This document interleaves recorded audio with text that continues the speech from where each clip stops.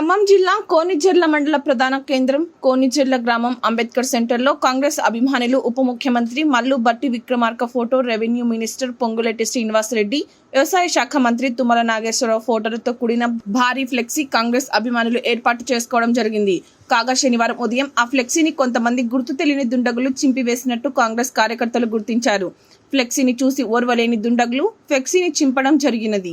ఇది తెలుసుకున్న కోనిజర్ల గ్రామ కాంగ్రెస్ పార్టీ కార్యకర్తలు తమ నాయకులను అవమానానికి గురి చేసినట్టు భావించి ఆగ్రహంతో అభిమానులు భారీ ఎత్తున ర్యాలీ నిర్వహించారు. దుండగులను గుర్తించి తక్షణమే అరెస్టు చేసి వెంటనే శిక్షించాలని డిమాండ్ చేశారు.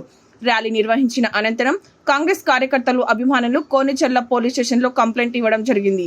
ఈ కార్యక్రమంలో మాజీ మార్కెట్ డైరెక్టర్ కోనకంచి మోషా, కాంగ్రెస్ కార్యకర్తలు పోతురాజు సురేష్, గుడివాడ వెంకటేశ్వర్లు, పోతురాజు ప్రసాద్, పత్తిపాటి సోంసన్ను, కాశీమాల సుధాకర్, కోనగల జయరాజు, చింతల రామలక్ష్మణులు, కాలకట్ల వెంకటరత్నం, కిన్నెర వెంకటేశ్వర్లు, మాయల ప్రసాద్, బూర్గు ఏలేష్, అశోక్, తంబల్ల జాను, సురేష్, కిన్నెర ప్రసాద్, కిన్నెర రాధా నరేష్ ఈ కార్యక్రమంలో కాంగ్రెస్ కార్యకర్తలు అభిమానులు పాల్గొనడం జరిగింది.